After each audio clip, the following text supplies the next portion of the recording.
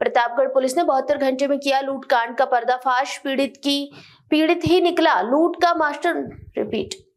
Pratapgarh police ने 72 घंटे में किया लूटकांड का पर्दाफाश। पीड़ित ही निकला लूट का मास्टरमाइंड। साथी के रुपए हड़पने को रची थी साजिश। लुटेरे गिरफ्तार। लूट का सामान 3 किलोग्राम चांदी व नकदी बरामद। प्रयागराज अयोध्या राजमार्ग पर देहलूपुर थाना इलाके के गजहेड़ा जंगल के समीप हुई थी लूट। बाइक सवार 3 बदमाश लूट की घटना को अंजाम देते हुए थे फरार। कार सवार व्यवसायी से 3 किलो चांदी व उसके साथी के 9,60,000 नकदी लूटकर बदमाश हो गए थे फरार। एसपी दीपक भूकर ने लुटेरों की गिरफ्तारी के लिए गठित की थी पुलिस टीमें। कोहडोर थाना इलाके के रहने वाले हैं। घटना में शामिल 2 आरोपी। एसपी दीपक भूकर ने पुलिस लाइन के सही कॉम्प्लेक्स में प्रेस कॉन्फ्रेंस कर दी पूरे मामले की जानकारी। देलपुर थाना क्षेत्र में 6 तारीख को शाम के टाइम में लगभग 7:30 बजे के आसपास पुलिस को ये सूचना दी गई थी कि एक रितेश मौर्य अपने एक साथी विकास सोनी के साथ प्रयागराज से आ रहे थे और उनके साथ देलपुर थाना क्षेत्र में ही हाईवे के किनारे रोक के और उनसे लूट की घटना कारित की गई। इसमें जो रितेश मौर्य जो वादी था उसके द्वारा जो तहरीर दी गई थी उसमें अभियोग पंजीकृत किया गया था। उसके बाद इसमें इसके घटना के अनावरण के लिए टीम्स लगी थी।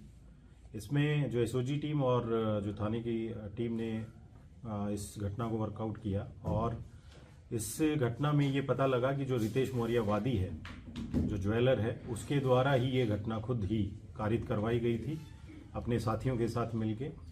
जो ये मौर्य है ये अपना सोने का और चांदी का व्यापार करता है और प्रयागराज से ये चांदी लेके आ रहा था और इसने अपने साथ में विकास सोनी जो इसका कारीगर है उसको भी ये साथ में लेके आया था।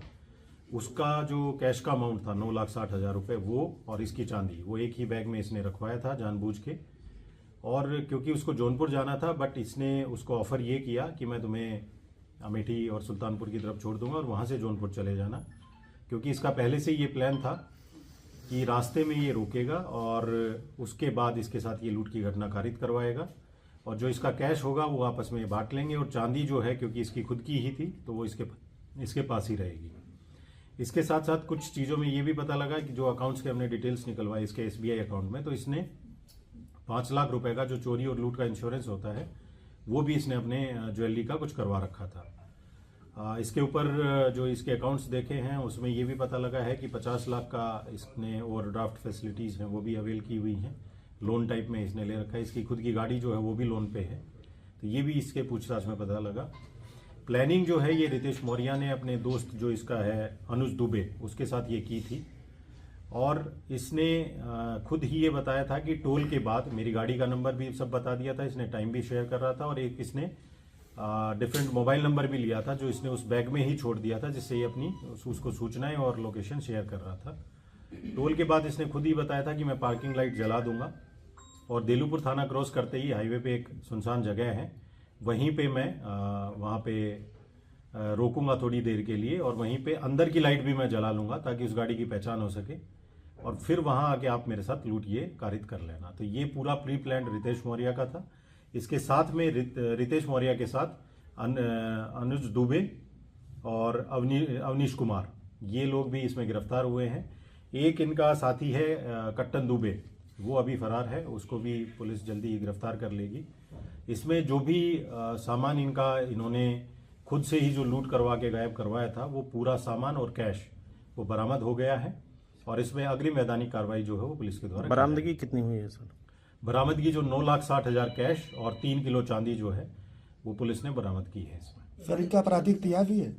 इसमें जो रितेश मौर्य जो ज्वेलर है जिसने ये पूरा प्लान किया खुद के साथ लूट करने का, उसका कोई आपराधिक इतिहास नहीं है, बट जो इसका साथी एक अवनीश तिवारी है उस पर 2021 में एक आईटी एक्ट का मुकदमा और अनुज दुबे है उसके ऊपर एक 2023 में मारपीट का मुकदमा दर्ज है। जो इसका एक और साथी है उसको भी जल्द ही पुलिस गिरफ्तार करेगी। बाकी इसकी सीडीआर और उससे भी हम ये चेक कर रहे हैं कि इस प्लानिंग में कोई और भी इन्वॉल्व होगा, किसने भी सहयोग किया होगा या जानकारी की होगी उसके बारे में, तो उनके विरुद्ध भी हम ये कार्रवाई सुनिश्चित करेंगे, क्योंकि ये सारी जो लूट की घटना है ये खुद से ही इसने करवाई थी और फर्जी तरीके से ये पुलिस को सूचना दी थी।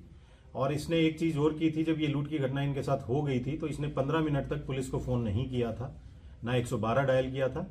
वो इसके पीछे इसका मेन पर्पस ये था कि जो इसके साथी हैं वो इजीली टोल क्रॉस कर जाएं, कोई पुलिस को अलर्ट ना मिले, तो चेकिंग के दौरान वो कहीं पकड़े ना जाए, इसलिए इसने पुलिस को इन्फॉर्म लेट किया था। पुलिस वहां पे खुद ही पेट्रोलिंग के दौरान पहुंची थी, तभी इसने पुलिस को बताया था।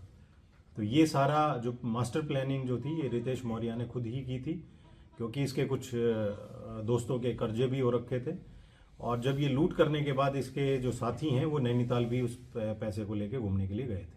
वैसे गाड़ी को